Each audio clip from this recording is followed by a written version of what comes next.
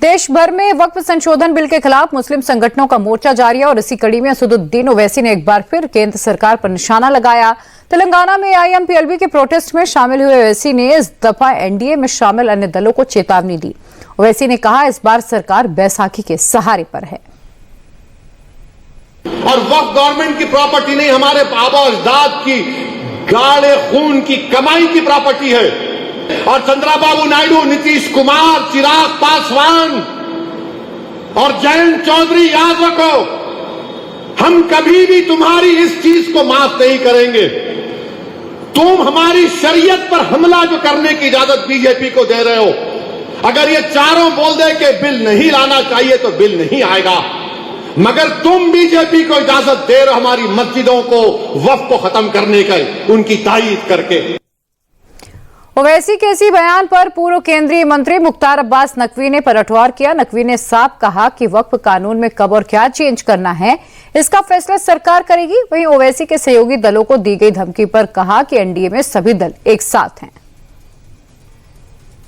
वक्फ का जो एक्ट है वो एक्ट ऑफ गॉड है, जबकि एक्ट ऑफ गवर्नमेंट है। इसलिए संसद ने इसे कानून को बनाया है और संसद ही इसमें सुधार करने जा रही है। इसमें किसी तरह का किसी के भी धार्मिक अधिकार, संवैधानिक अधिकार, आस्था के अधिकार पर कोई कुठाराघात नहीं होगा, ये कन्फर्म है। वहीं बीजेपी सांसद मनोज तिवारी ने कहा, ओवैसी वक्फ बिल के नाम पर सिर्फ मुसलमानों को गुमराह करने की कोशिश में है। पुराने कानून से ज्यादा दिक्कतें मुसलमानों को थी और ऐसे में सभी का ख्याल रखते हुए कानून में संशोधन किया गया है। वक्फ बिल पे लगातार मुस्लिम नेता मुस्लिम समाज को झूठ बोल रहे हैं, ये बहुत बड़ा पाप कर रहे हैं। अल्लाह भी इनको माफ नहीं करेगा। इधर बिहार के चुनाव को लेकर पार्टियों की जोर आजमाइश जारी है। दिल्ली में एक प्रोग्राम को संबोधित करते हुए बीजेपी अध्यक्ष जेपी नड्डा ने फिर बिहार का जिक्र किया। इस दौरान नड्डा ने कहा कि बिहार का जितना नुकसान लालू राज में हुआ उतना पहले कभी नहीं हुआ। हम सभी ने जंगल राज में बिहार को डूबते हुए देखा, मगर अब बिहार पे हर ओर सिर्फ विकास की चर्चा है। कि हमने बढ़ते हुए बिहार को लालू राज में डूबता हुआ बिहार भी देखा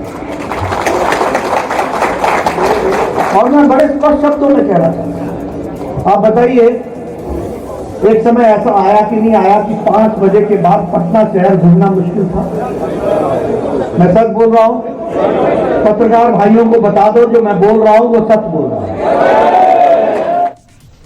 उधर बिहार की सियासत में नई नई जन्मी पार्टी जनसुराज के चीफ प्रशांत किशोर भी फुल फॉर्म में नजर आए। इस दौरान पीके ने न सिर्फ आरजेडी बल्कि बीजेपी को भी घेरा। पीके की माने तो बिहार के लोग सिर्फ जंगल राज के डर से एनडीए को चुनते हैं, मगर अब बिहार के उन्हीं वोटर्स के लिए नया ऑप्शन तैयार हो चुका है। पिछले 30-35 साल से बिहार में जो एक राजनीतिक बंधुआ मजदूरी है, जिसमें समाज का एक बड़ा वर्ग न चाहते हुए भी लालू जी के जंगल राज के डर से नीतीश कुमार और भाजपा को वोट करता है, उसी तरह मुसलमानों का एक बड़ा वर्ग सिर्फ भाजपा के डर से, उनके पास विकल्प न होने की वजह से लालटेन को, राजद को वोट करता है। उस विकल्पहीनता को खत्म करना, राजनीतिक बंधुआ मजदूरी को खत्म करना, ताकि विकल्प के अभाव में किसी व्यक्ति को गलत दल और नेता का चुनाव न करना पड़े, उनको वोट न देना पड़े। इसलिए जनसुराज की स्थापना, एक उद्देश्य जनसुराज की स्थापना के पीछे वो भी है